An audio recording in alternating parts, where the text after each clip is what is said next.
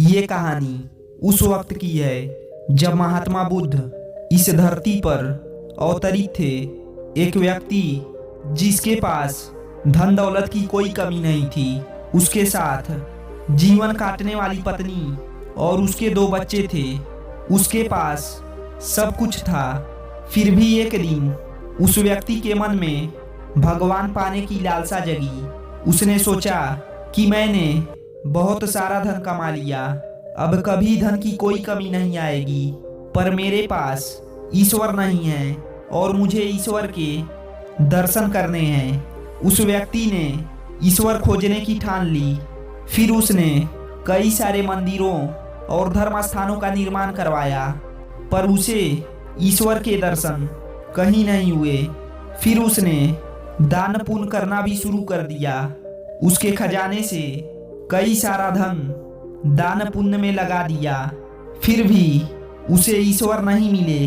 फिर उस व्यक्ति ने सोचा कि अब मैं बड़े बड़े धामों की तीर्थ यात्रा पर चलता हूँ। उस व्यक्ति ने कई तीर्थ स्थानों के दर्शन किए और इस पूरी प्रक्रिया में उस व्यक्ति के करीबन 20 साल गुजर गए, पर उस व्यक्ति को ईश्वर नहीं मिले। भगवान को पाने की कोशिश करते करते वो इंसान थक गया और आखिरकार वो एक दिन महात्मा बुद्ध के पास गया और कहने लगा कि हे महात्मा, मैं करीबन 20 साल से ईश्वर को खोज रहा हूँ, पर मुझे भगवान कहीं भी नहीं मिले। क्या आप मुझे भगवान पाने का कोई मार्ग दिखा सकते हैं? उस व्यक्ति की बात सुनकर महात्मा बुद्ध उससे पूछने लगे, सुनो बालक, ईश्वर खोजना कोई बड़ी बात नहीं है, वह तो बड़ी आसानी से मिल जाते हैं।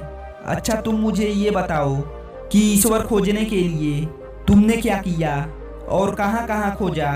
उस व्यक्ति ने महात्मा बुद्ध को पूरी बात बताई और कहा कि मैंने कई सारे मंदिरों और धर्म स्थानों का निर्माण करवाया, दान पुण्य भी किया और कई सारे तीर्थ स्थानों के दर्शन भी किए, पर फिर भी मुझे ईश्वर नहीं मिले। महात्मा बुद्ध उस व्यक्ति की बात सुनकर हंस पड़े और कहा कि ठीक है, तुम्हें ईश्वर के दर्शन ही करने हैं ना, तुम शाम के वक्त मेरे पास आ जाना, तुम्हें ईश्वर मिल जाएंगे।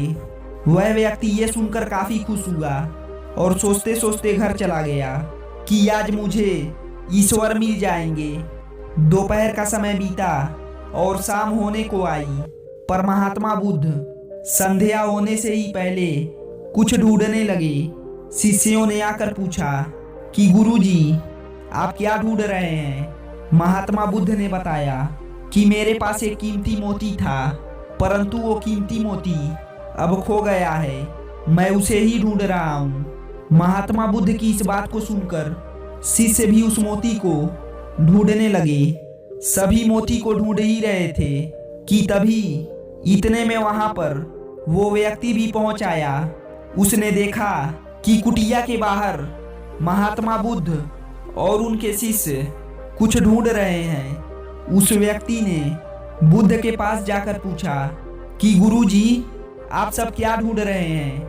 महात्मा बुद्ध ने इसका जवाब देते हुए कहा कि मेरा एक कीमती मोती खो गया है, मैं और मेरे शिष्य वही ढूंढ रहे हैं। इतना सुनने के बाद वह व्यक्ति भी उस मोती को खोजने में लग गया।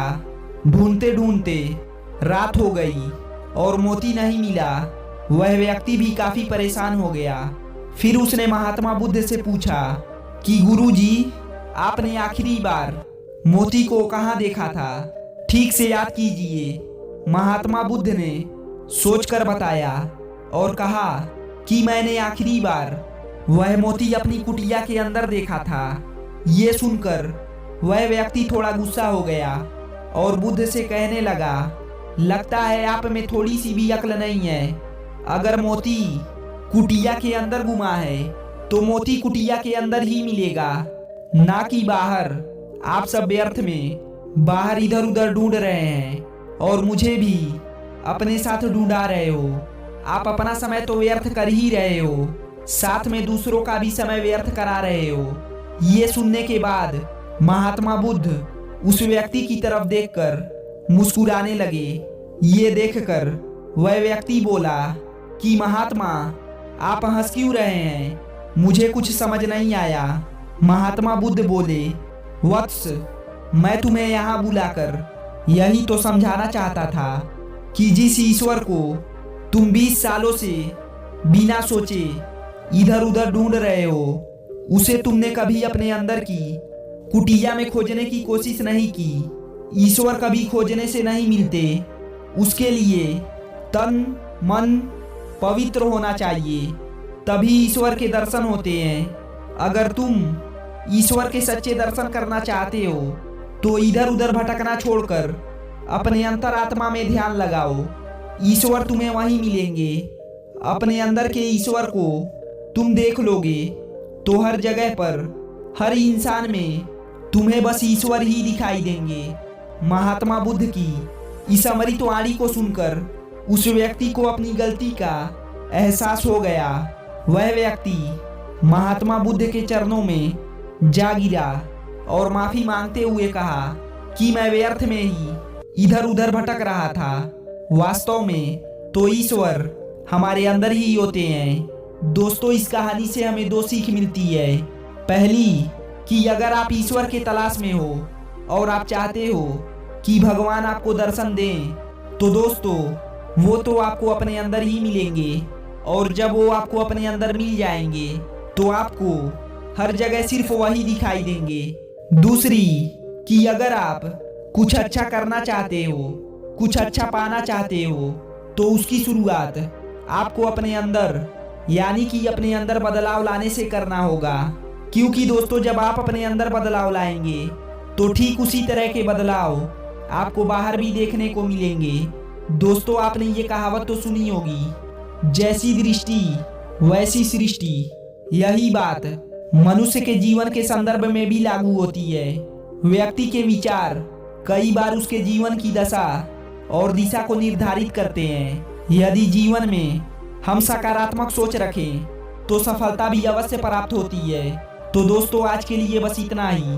उम्मीद है कि आज की ये हमारी वीडियो अच्छी लगी होगी।